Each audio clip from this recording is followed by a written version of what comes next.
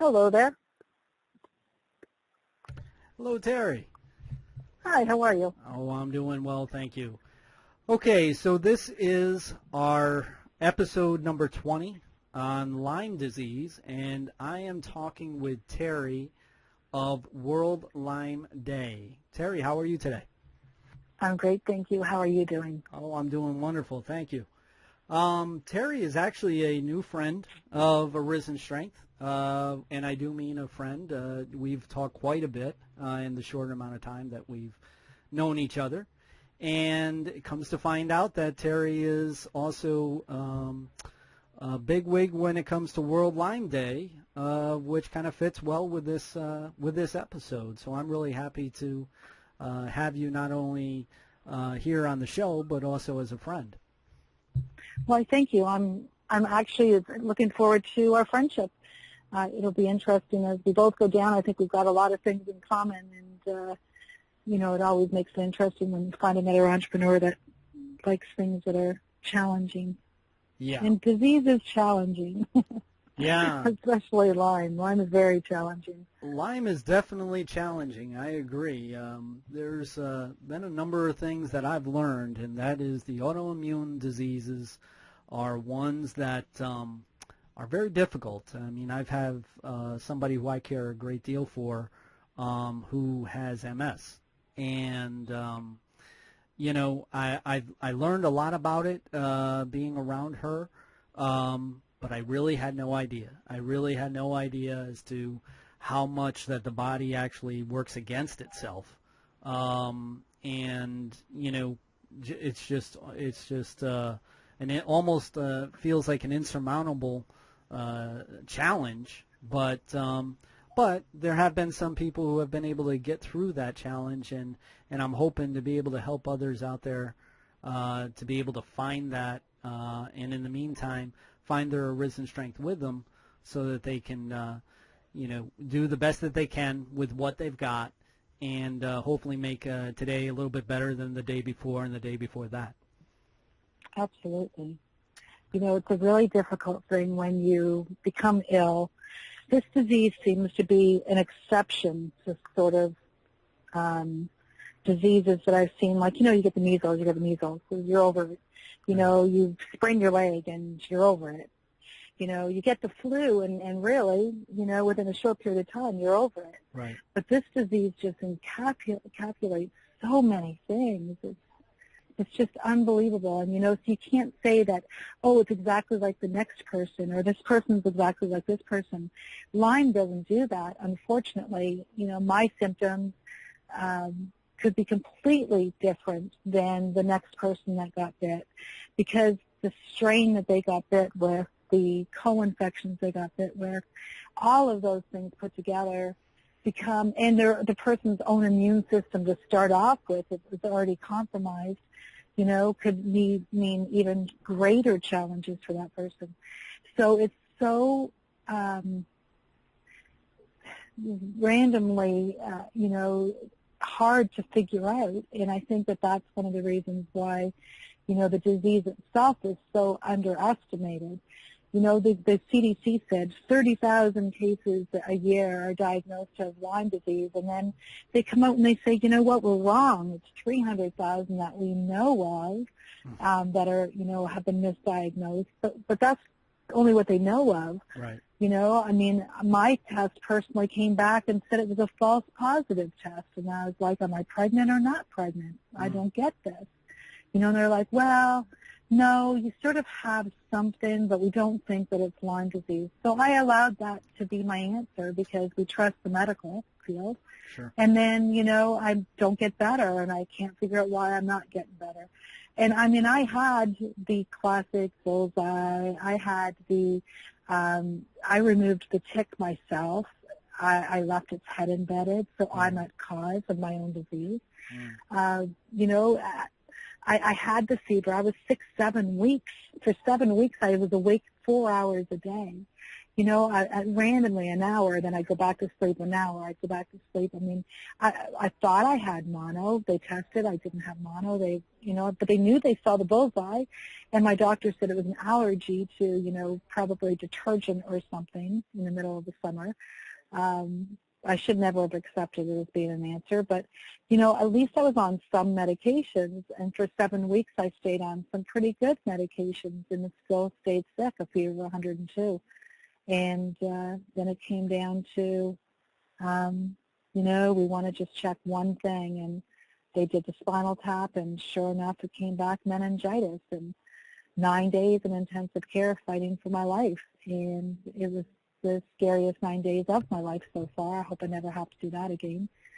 But I didn't get better because 9 days later, I didn't have meningitis anymore. I still had Lyme, and I still had to deal with it. And it took 2012 is when I got second bite, and that's when I did it myself. I was in Florida at the time when I got bit. In Florida, they don't have Lyme disease, but I can guarantee you, I can show you the spot that I got bit in Florida. I know it exactly. And I can tell you that the tick that I took out of the back of my leg was exactly like all the other pictures, no different. I just didn't know about Lyme disease. I didn't understand it. I had been told, because I was a fisherwoman, I had been told that Lyme disease was a hunter issue. And if you're a hunter, then yeah, because, they come to deer, ticks and stuff, and that's where you're going to get it. Sure. So I believed God. I didn't know that I could just walk through, this grassy area to a pond and shore fish, and I was going to become extremely ill. I had no idea. So awareness definitely is just key now to my mandate, and which is why World Lyme Day exists. Rebecca and myself, both of us, are co-founders. And our story, I have another website called helpstoplyme.com. That website was actually, ironically, 3 blondes. All 3 of us were spokespeople in the outdoor industry, and all 3 of us have Lyme disease. And so, fisher people, and even Christy Lee got bit in front of her friend's house. So, I mean, we're not talking about this not happening to other people. Anybody, this can happen to anybody. It's just a terrible disease. That is something that amazed me, was the fact of the following of people who have Lyme. I mean, it's insane, the amount of people that have Lyme. And the only thing that I knew about Lyme before was, it was based off of a tick bite. And I'm sitting to myself and I'm saying, are you kidding me? Is all these people been bitten by a tick? Is that the only way that you can get Lyme disease, or is there also a clinical Lyme that is something of autoimmune related, and therefore it kind of falls into, but it also falls into the same category and symptoms? Well, actually, it's really funny. They know for sure it comes from certain kinds of ticks. They know for sure. That's just a given. However, what they're finding now is that they've been migrated by the birds. Birds, pick up ticks. Birds move them, they fall off them, and then they transmit everywhere. Okay. But now they know that they think spiders, mosquitoes. It's not just. And everybody's been bitten by a mosquito at some point right. in time, sure. And, and the biggest fear is like West Nile with mosquitoes, except that really and truly it just makes total sense that since this is a blood-drawn, issue, that, it can be passed on. And they know it's passed on from mother to child. So in utero is an option. Breast milk has it, and then you have to really take a look at the actual disease itself, and you look and you say, well, it's a spirochete. A spirochete is the same thing as syphilis. Syphilis is transmitted sexually. Well, if it's a spirochete, has the same principles as a spirochete, then why can that not also be transmitted sexually? So now the doctors are looking to say that, they're seeing it in semen, they're seeing it in vaginal fluids. So if that's the case, are they going to be, transmittable? That answer has not been defined. I know that there's a lot of people out there talking about stuff, and we all want to believe that it's not a possibility. But we've also seen husbands and wives become sick after one spouse has them. So it's questionable, and then we have to look and say, well, maybe they were with them when the other tick bite happened, and they just didn't know. Maybe something else happened and they just didn't know. That's a huge possibility. So there's a lot of different things that we have to be aware of, and that is that, Lyme is transmittable. And if you want me to prove to you one major way, that would be for me to go to the blood bank and say I want to give blood. Mm-hmm. Well, guess what? They don't want my blood. Why is that? They don't want it because they know they have the same issues. They just haven't exposed it yet. Otherwise, they would be taking all of our blood. I'm O negative. I'm the most popular blood and most well-known want blood that you can get in the world. Right. And yet they will not touch my blood because they know that I have a positive Lyme test. And there's more questions than there are answers. Right. Yeah. And we also know there's 300 different strains of Lyme. Over 300, actually. They're saying there could be up to somewhere around 800 different strains of the virus. And then you look at co-infections. So, you've got the Babesia and Bartonella and ehrlichiosis. There's all of these things that are still adding and adding and adding. So even though somebody's been bit and they say, oh, well, I've got Lyme, they may have Bartonella at the same time. They could have Babesia at the same time. And so it's those things that cause even more issues and stuff with the person. They're not now treating one thing, they're now treating multiple things. And I'll give you a really quick history of since 2012 of my own personal health. I was extremely healthy, never had any issues with anything. I mean, my blood pressure, everything was good. Since that time, July 2012, September, I had sepsis meningitis, spent 9 days in intensive care. I got out from there. Within 4 months, I had my first case of cancer, skin cancer. Then within a couple months after that, I had breast cancer.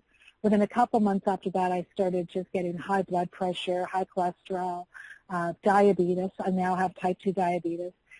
Weight gain is very, very common with Lyme disease, and the opposite is also very common. And, the hard part is when you're going through this, you don't need anything more to have to bring you down.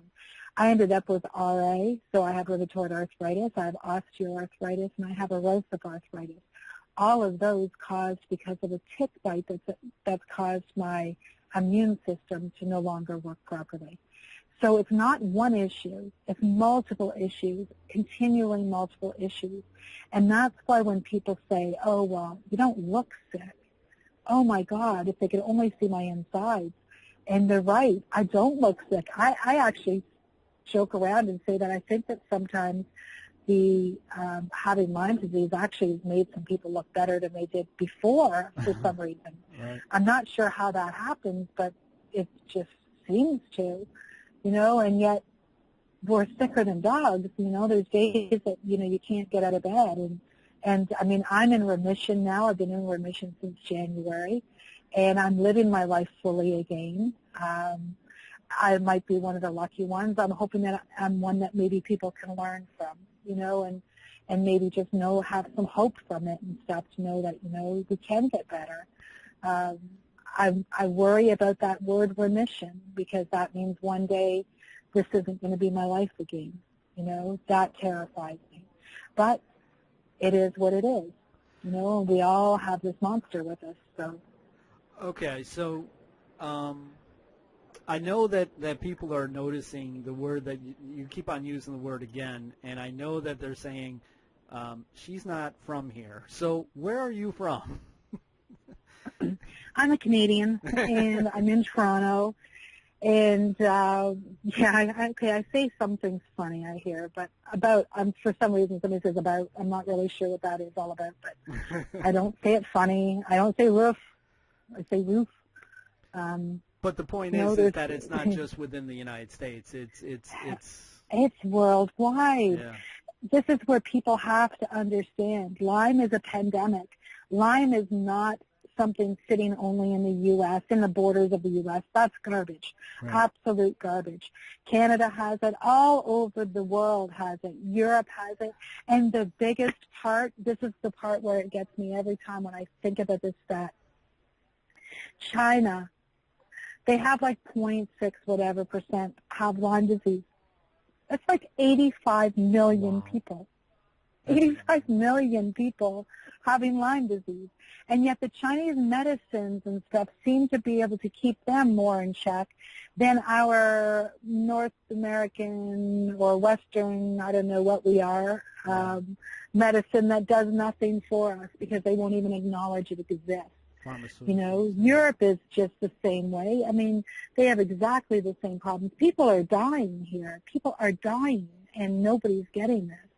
You know, when I tell people, you know, do you know about this? And they're like, oh, I don't go hunting. You know, I'm not even an outdoors person. And I'm like, oh, really? But you got a dog. And they're like, oh, yeah, but why would I worry about my dog? Well, does your dog sleep in bed with you? Does he sit on your lap? What's his limit in your house? Because I can tell you now, I've taken them off of our dogs, so what's the chance of you still getting it? Really good actually. Do you garden? Because if you garden in your backyard, guess what? There's ticks. You know, birds are putting them everywhere. You can't expect them to not be there.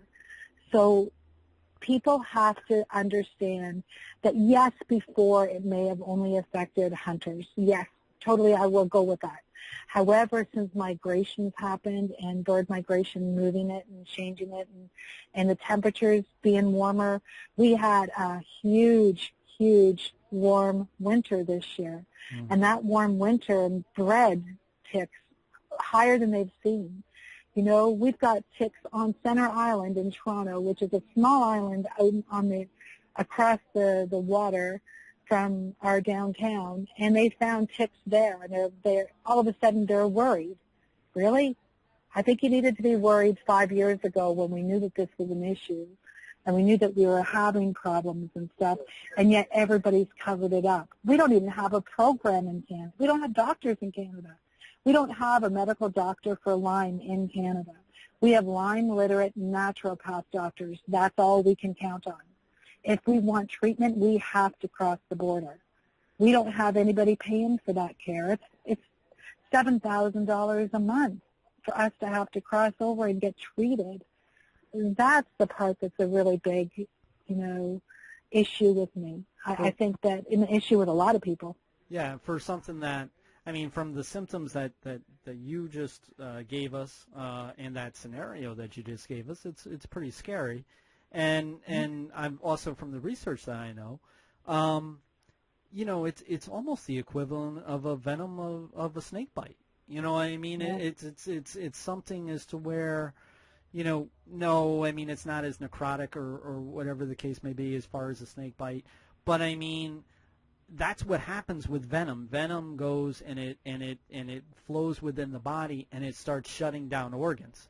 And you know, when it comes to Lyme, it's a lot slower, but it's definitely just as effective over time as to where, you know, it's a serious thing. It's not something to just say, you know, oh, well, you know, it's I got bit by a tick. Yeah, well, you better go get checked out, you know, because lots of people die. Lots of people die. This isn't about hiding anything anymore. I mean, suicide is extremely high in the Lyme community. Yeah. The same way as it was in the AIDS community when it first started, to be honest. There's no difference. It happens in stuff, and we understand that. But it's because there's nobody's believing this. You know, they look and say, you don't look sick. You know, you don't look sick. And I've even said, wow, she really doesn't look sick. Do I really, you know? And then I think, oh my God, shake your head. You know, you don't look sick either. Yeah. You know, it's part of this disease. You know, and we're all different. So everybody has something different to be able to, you know, say my symptoms are completely different than somebody else's. Some get gastroparesis. Some, you know, end up with not being able to walk. Some it goes to their brain. It just depends. I mean, if you're bit on your spinal cord, who knows where it's going to go to? Who knows if you're bit on your back of your neck? I mean, a lot of times it does get closer to the brain. Mine was in the bottom of my leg. Did that save me, or has that just slowed it down? Yeah. Don't know. We don't have those answers. We don't have doctors. We have corrupt people that are running this, and everybody's like, oh, yeah. I mean, the government. Yeah. The government. Come on now. All of their information is just garbage, and they know it now. They know that they bought into some pharmaceutical companies and some corrupt doctors. Mm-hmm. The CDC knows they have issues. Yet they don't know how to address those issues because it's so great now. We're talking about a disease that's bigger than breast cancer and prostate cancer and, Alzheimer's. And I mean, you can throw in a list of stuff and this will be outweighed by Lyme patients. And that's only the ones that know. Every day we have somebody sending us a message saying, what do you think this looks like? And you look at it and your stomach just turns because oh my God, that's a bullseye. Yeah, and then you're like, you're not going to get enough medication. Yeah, and the sheer numbers. That's like, right. The sheer numbers. And when we tell people that too, we say to them, you need to go to the doctor and you need 3 weeks of doxycycline. You need to be on this at minimum 3 weeks. And the doctor goes, nope, I'm going to give you 2 weeks. You don't need 3 weeks. 2 weeks is enough. That's all you need. Mm. But then you go to your vet for your dog, and he gives your dog 3 weeks of the same medication. Yeah. And it's like, so I tell people now, go to your vet. Get the medication. Get them to give it to you. Really? They're the ones that have it. It's the same medication. It's doxycycline. It's no different. But if you were a 14-year-old boy with bad pimples, guess what you're going to be on? You're going to get doxycycline for a year. Yeah. And yet you're sicker than a dog, can't do anything, and you have to fight this disease, and you aren't given antibiotics because no guidelines say that, 2 weeks of doxycycline is enough. No, it's not. The doctors know it's not. The people that are standing up for it know it's not. There's cannabinoid treatments that you can do. I mean, we're talking alternative treatments that are effectively working, bee venom therapy. Mm-hmm. Those are things that people now have to reach out to, stuff that's like witch doctors, because the real doctors aren't doing it for anybody, so they have to go find something. I'm on Claritin, and I'm on Claritin every single day, and I have not got any more body pain. And I was in body pain continually, Tramadol 10 a day, not even touching the pain. And now I'm on 1 pill a day because it's over the counter, costs me $30 a month, and that Claritin 10 milligrams is helping me immensely. And you know what the doctor says to me? I'm not supposed to tell you about this, Terri. And I'm like, why? Well, because there's another drug that the pharmaceutical companies have put out, and I know you can't afford it. It's $270 a month, but it's supposed to be even more effective. And I'm like, okay. She goes, but we knew in the 50s, because this test was done on Claritin, that it is effective. So why don't you try it? I tried it 5 days, and I could see a huge difference. 5 days. I said to her, it doesn't seem right, and she goes, I know. She goes, consider it the poor man's cure. And that's one thing. I've been in the medical field for quite some time. I did medical billing and cash recovery and the revenue cycle for 20 years. So I know that, doctors' thought process. And I also know, that like you say, the corporate world when it comes to the medical field. So one thing that I know happens is that a patient comes in, or a person, we call them a person as opposed to a patient, but a person comes in and they start telling them their symptoms, and they start, well, I've got my body aches, or I've got extreme headaches, or I've got brain fog, or I've got whatever. And what happens is that the doctors then start treating the symptoms as opposed to what the core problem is. And the problem with that is that autoimmune has many overlapping symptoms from one to another, whether it be lupus, fibromyalgia, Lyme disease, MS.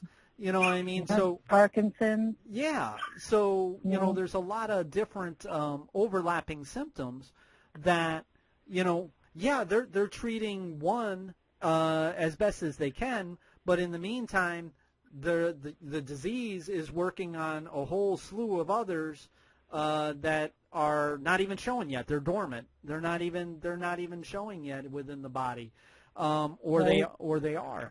So I know that that's the thing when it comes to treatment. When it comes to these autoimmune issues, that a lot of people have to go to a lot of different doctors in order to be able to get to the one that they find to be helpful.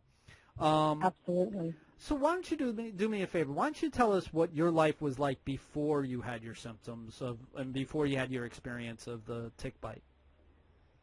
Well, I was extremely active.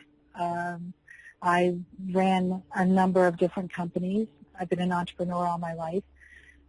So I actually even started a company making girls' pink fishing rods called Fisher Girl. When I actually got bit, I had started another company called Tackle Distribution, and I was in Florida for a conference. And so hence, when I saw this beautiful pond behind a public store, I grabbed my fishing rod and decided, what the hell, it's 7:30 at night, it's beautiful, let's go catch some bass. So I walked through the parking lot and walked down through the grass area and stuff to the pond. And it was surrounded by beautiful, beautiful homes, and proceeded to throw my line into the water. And my husband caught a fish, and he was pretty happy. And I had my phone, and I was pretty happy to take a picture for him. And I walked through the high grass areas, and actually they say that you don't feel the tick bite, or you shouldn't. But I had really rough skin where it was, so it froze the surface of the skin, but it didn't freeze under my skin. Mm-hmm. So when I got bit, it felt like a rose bush thorn, as if I had, stabbed myself with one. Okay. And so I looked down and I saw this thing on the back of my leg, and I proceeded to what I thought was pull it out. Instead, I removed the back end of it and not its head, and it was still in my leg. And so when I looked at it, I'm like, what the hell are all those legs? I didn't know what a tick looked like. Yeah. And realized that, I guess it is a bug, and I couldn't seem to get the head out of my leg. It just broke apart and stuff, and it's actually still in my back of my leg. They never ever took it out because my doctor, and this was on a Tuesday in July 12th, 2012, or July 10th, 2012, and by Friday, 4 o'clock in the afternoon, we were packing up from the show, and I started getting sick, and my fever went up to 102, and we were driving home. So we left there with me being extremely ill. We stopped and picked up some medication and thermometer and everything to see what was going on, and prayed that I'd get across the border because, border control, when you're sick, they don't like. And we went home, and I stayed in bed the next day on the Sunday because it took us 22 hours to get home. Mm-hmm. And Monday morning showed up at my doctor's. Well, by that point, I had already started this bullseye in the back of my leg, and I was like, he goes, well, where did you just come from? And I said, well, we're in Florida. And he goes, well, you don't have to worry about anything then. That's not anything to worry about. And I'm like, okay. I said, what is it? And he goes, and I said, why do I have a fever? And he said, oh, well, that's a rash from probably detergent in a hotel, so it'll go away. Really? So then he proceeded, to give me a week's worth of medication and said I should be fine. And then a week later, I wasn't fine. My fever had never broken. It was still 102, would not go down. And then went back, and he gave me 2 weeks of another medication, but I still didn't get put on doxycycline, by the way. I was put on everything else and didn't go away. Then the next time I went back into the walk-in clinic, and another doctor saw me, and she's like, well, I'll put you on this. Well, it took them 7 weeks of putting me on different medications when she finally said to me, if this doesn't stop within 2 days, if your fever doesn't break, then I need you to go to the hospital. And sure enough, it didn't break. I went to the hospital, and they found out I had sepsis meningitis. And so then I fought for my battle of my life. They put me on the highest medications. I stayed on that for another 5 weeks. So really I had a lot of intravenous medication and a lot of oral antibiotics, and still didn't get better. A fever went away. Exactly the opposite actually happened. My fever went away, and I now cannot even get my temperature to go to 95.6. So I sit with a very, very low-grade temperature all the time. It's now affected my thyroid, and so now I'm having thyroid issues. Oh, okay. And that's my next thing. So I agreed that instead of treating Lyme, I would treat symptomatically. Whatever happens, I'll treat the symptoms. Yep. And that's been my plan, because there's nothing here for me to do differently. You know, I can only really treat systematically what happens, because the Canadian government doesn't even acknowledge it. My test came back, my genetics, I'm positive, IgG positive. We knew, you know, that it's showing that I had Lyme, that my LMD, my doctor, for my naturopath doctor, says that, you know, she believes right now that I'm maybe being blessed with the fact that some of the medications are finally changing some things for me. And so I'm hoping that that's the case. But we live with Lyme, and we don't ever get rid of Lyme. So people that have been bit and think that they're good, they're not good. What they just don't recognize is that down the road, something could set them off, and something could change that. It could be dormant and just waiting for the environmental change or something. Yes, and they believe that that's very, very common, and that being dormant happens. Now, my belief is this. I think, I'm almost pretty sure in 2007, I got bit by a tick when I was up in my cottage. And my cottage is the most endemic area in Canada, so it would make sense that that bite put me into doctors for 7 months. 5 of them, I was really, really sick, and they thought I had Parkinson's. And I had my right arm continually shaking. I had no control of it. And so they think that it was, sorry, somebody's behind me. They think that it actually came from that bite. And then my second bite is what made me extremely ill.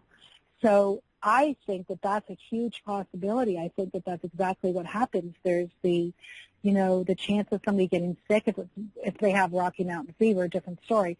But if they get bit and they just have the first tick bite, I think that doesn't change them as much as the alternative more and more bites. And I think those people that have multiple bites are the ones that you're seeing that are really chronic, and those are the chronic illness ones.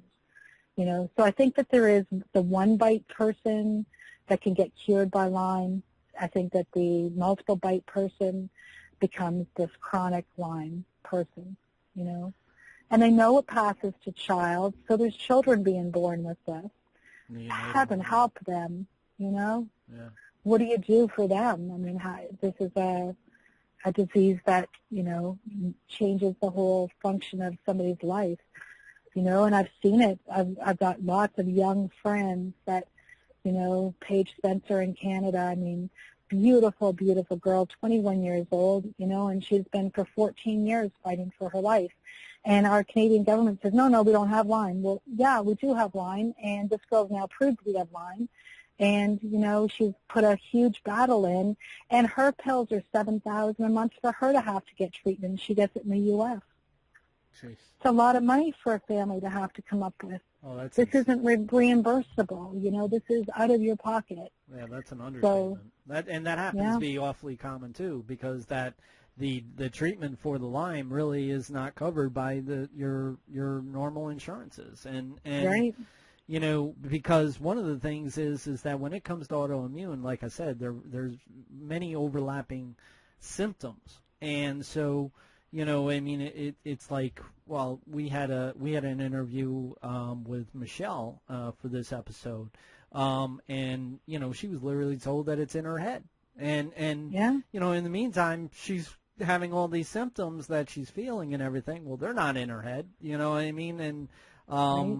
you know, that was one of the things that you know, as I researched it more and more and more, you know, I mean, the autoimmune disease, I'm an advocate for, you know, in its entirety. But when it comes to Lyme, you know, I was definitely not as educated as what I thought I was. And you know, and as I researched it more and more, I came to realize that, you know, these people who unfortunately are dealing with this illness, this condition that is day in and day out, is one that is not being supported in a number of different ways from the medical field, and it's one that you know, as I saw the amount of the sheer numbers of people that are afflicted by Lyme, you know, it made me think, honestly. I started saying to myself, well, okay, I know this is an autoimmune thing, you know, so is it one of those things as to where it's just autoimmune, and, you know, and whatever identifying factor is, that's what we're going to determine that it's going to be named for? You know, I mean, Right.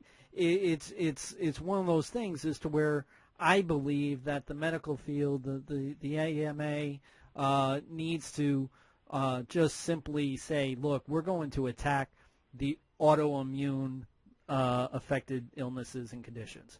I don't care what they're Absolutely. called. You know what I mean? Absolutely, and I think that's exactly what they have to do. You know, we have people arguing all the time in the Lyme community about, you know, I didn't get disability. I didn't get, you know, I got rejected for disability because they don't see Lyme as being real. And I'm like, why are you even mentioning Lyme? Right. Why are you mentioning it when you could get a lupus, you know, exclusion? Why would you mention other stuff? Right. Just go get what you need to cover your family's need. Who cares about what the wording is? Right. You know, it's a disease. We're sick. We have something wrong. You know, I don't care if it came from a tick. I don't care if it came from a spider. I don't care how we got it. We're sick. So if we need to get disability and we need to be on something, use the terminology that's going to get you and your family what they need, not the other way, what they need. I don't care. Don't acknowledge it as being Lyme disease. That's good. That's fine.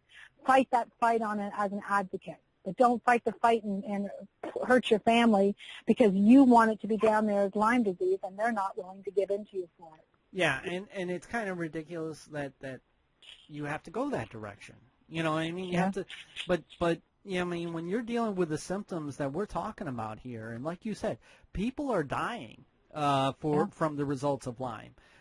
It's not just making them ill. It's not just making them chronically fatigued. It's not just making them have body aches. It's not just making them, you know, have depression or so forth. No, this illness, this condition. These are shutting down people's stomachs. These are shutting down people's hearts.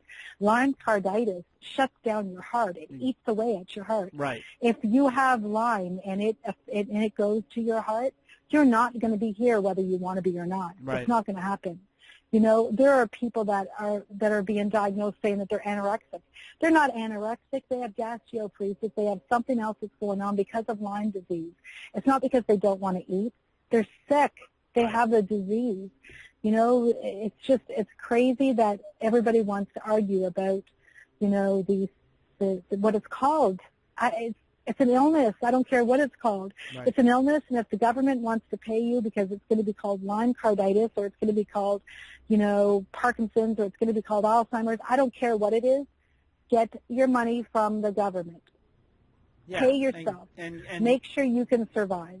And do what it is that you need to do in order to be, like you say, to survive and to get better. You know, I mean, you know what Arisen Strength is about. You know, we ask people to pursue their dreams, talents, and capabilities in spite of the challenges that they face. Now, I know that people that have Lyme disease, as well as any other autoimmune disease, I know that it's not easy to even think about those things. And we had a long discussion in regards to how these illnesses, they consume us. And one thing that what we try to do is we try to make people look at things from a little different view so as to be able to see a little bit further than what it is that they saw the day before that and the day before that. So we're trying to do our part in order to be able to help the person while the professionals treat the patient. In this case, when it comes to Lyme, the professionals are having a very difficult time treating the patient for whatever reason that is. But what we're trying to do with Arisen Strength is that we're trying to help that person, be able to, on the good day, live the life that they can to the fullest, and on those days that are a little bit different than a good day, do the best that you can when you can. So in that terminology, talk about some dreams or some talents that you're thinking about. I know you've done some amazing things in business and so forth, and I know that you're doing a whole lot with World Lyme. Is there any goal that you have in mind in the near future or far distant future? Absolutely. I think we all walk down a path that we expect it to go a certain direction, and something changes. And when that changes and it puts us into a different perspective, we reevaluate where we're at. And I think that part of the things that happen with Lyme patients is they don't look at this as an opportunity to make a change. Mm-hmm. They look at it as being it's changed them and that they're doomed. It's not the direction they wanted to go. And I don't look at it that way. I mean, I never thought I was going to be a Lyme advocate. I was an advocate for the outdoors. Mm-hmm. Now I'm an advocate for a bug. A lot different. But I think that I'm a really good advocate when it comes down to the fact that I'm just accepting life as it goes along. I'm not trying to change it, and I hope every single day that I can get up and do one thing, whether it's just inform somebody or to, make a difference in somebody's life in a completely different perspective than I used to. Did it come upon me, and should I be angry for it? No, my life is actually way better today, I believe, than it was 5 years ago. And I think I'm on a better path now. And did it take Lyme and a stupid tip to do it? Yeah, it did. But, I've got to live the dream. And it's about just going forward with what we have. I don't begrudge any of it. I'm glad that it changed my life. I'm glad that it's changed who I am. I'm glad that it opened up new doors to new friends and new opportunities and stuff. This isn't what I ever thought that I'd be doing, but at the very end of the day, I am not sorry for one moment of it, and I wouldn't take back one day of my pain for, everything that it's taught me and I've learned. So, well, it's funny. We're kind of similar in that sense, because in dealing with, my chronic severe depression, my post-traumatic stress disorder or PTSD, borderline personality disorder. I've gone through a life that has been pretty tumultuous. It's been challenging for a very long time, and I very easily could be consumed by that. I could be to the point. In fact, I have been to the point, with suicidality and so forth. And so. But I could even be worse. I could just merely exist, and that's another thing that Arisen Strength talks about is life is not merely to exist; it is to live, and it is to live to the most that you can. And so, so we're very similar in the fact is, and I believe it's a higher power thing for me, and meeting you, I've already said, is a higher power thing, is to Absolutely. where, we've been given the challenges that we've been given so that we can help many more, and so I truly believe that.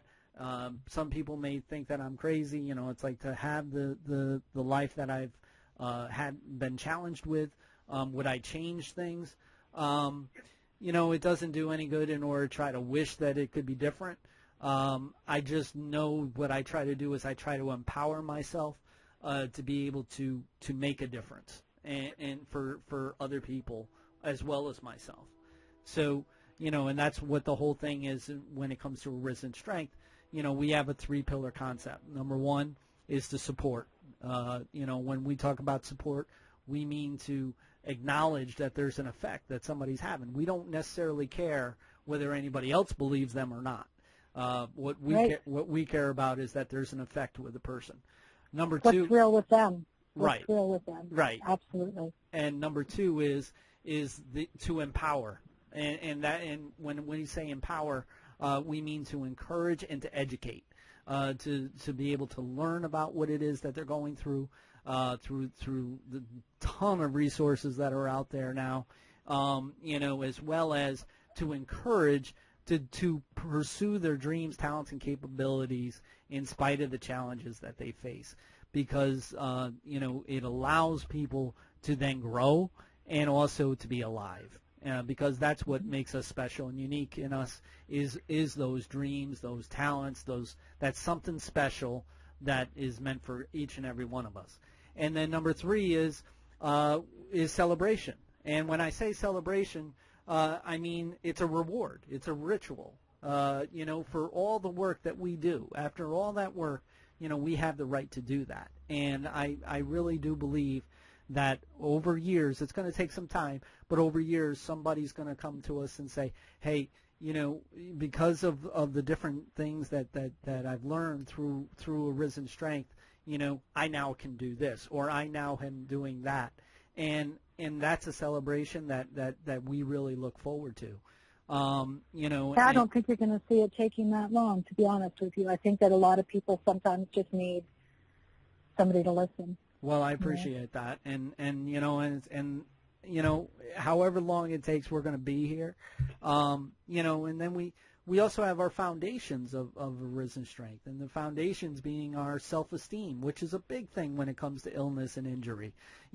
People just, like I said, we talked about before, they get consumed with it, and they don't sit there and move out of it. A lot of people say, well, you got to move on. Well, that again, that's the wrong wording. That's judgmental wording.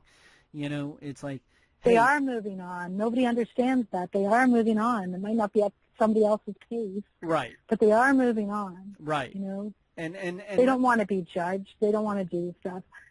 I forever see people being down on themselves, and I say, I can probably show you 10 different pictures that could make you realize that you're not so bad, and that as much as it feels bad today, it's not so bad. It took a lot for me to stand up again, I've been knocked down many, many times, and that's part of, what we have to do. We've just got to stand back up, and yeah, it hurts, and yeah, the pain sucks, and there's times where you just want to scream and yell, but it's okay. It's okay. It's just the road.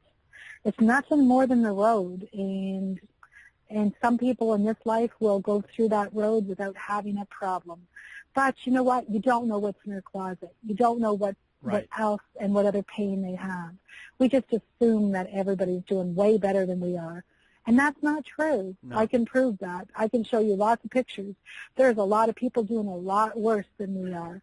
Yep. For that, I'm thankful that we are given what we're given. And that's the thing is, and like the second part of our foundation is to the power of turning the thought. If we're able to turn the thought, that's a lot of power that we have. Because it doesn't allow us to be consumed. It doesn't allow us to be submit to what it is that our challenges are forcing us in. It gives us the ability to look at things a little bit different, to look at a little bit a different angle of things, to be able to move, to be able to do something, to move forward. There's a Rocky movie that's out there, and he would say to his son, it's like, it's not about how hard you get hit, it's about how hard you get hit and keep moving forward. And and that's tough. That's real tough when you're talking about these illnesses and conditions. And then the last foundation is that the freedom of acceptance. And one thing, we had a show our last show was about lupus, and we had a great guest by the name of Joelle Lupus Stephen May, and she was amazing. She was like Arisen Strength all the way. And she came right out and she said, I had to accept that my 70% was now my new 100%. Right. And Absolutely. And that, you know what I mean, that was just like, bam, you know what I mean, that's it. You know, it's like you accept the fact that you're not 100% anymore, but you can get to that 70, of which can be your 100 now. And Absolutely. And you have an accountability to do that, you know, for yourself. You know, so I think that Arisen Strength and World Lyme Day, I think, is a great alliance.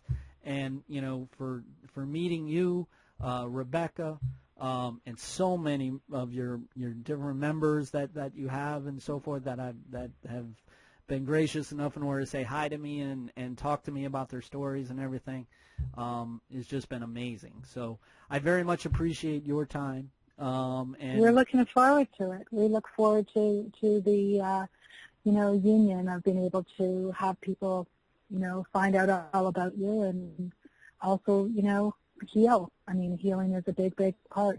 And not healing maybe physically, but healing mentally. That has to be a big part. Yeah, because it and that's why we plan on doing a lot more in the near future. And to be able to just help somebody to think differently, just to make so that their body can follow suit a little bit. It won't be 100%, but that 70%, can be your new 100.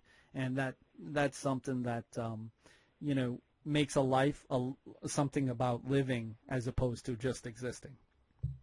So absolutely. So it's been great. Well, I'm looking forward to the union. Nice talking to you too. And, by all means, I mean, we love people coming and visiting us. We've got World Lyme Day. Twitter, we're at World Lyme Day. Follow us on Facebook. We've got World Lyme Day. We look forward to talking and stuff. And, I mean, anybody can message me anytime. I make myself very available for anybody that's, wanting information or wanting to learn about, Lyme disease or has it and not sure where to go. Message me. I'm always available. You definitely are always available, and you bring out some really great ideas and some great articles. I know especially through Twitter, of which I'm starting to get my head around. This particular interview, the whole interview is not going to be on the show. There's going to be bits and pieces of it, but we are going to supply the entire interview on YouTube on our channel. And also on our different sites that we're at, and I'll make sure to get one for World Lyme Day so that you can post it however you need to. So that's perfect. And take whatever you want picture-wise on anything. You can go to anywhere. You've got my permission to use whatever you want on it and stuff. We've got lots of posters, and we've got all kinds of info and stuff. So, by all means. All right. That's awesome. Okay, so that is the interview with Terri from World Lyme Day for episode 20 of which is Lyme disease. And we're going to do the best that we can in order to help. Thanks again, Terri. No problem. Thank you. We'll talk to you soon. Okay. All right. Bye-bye.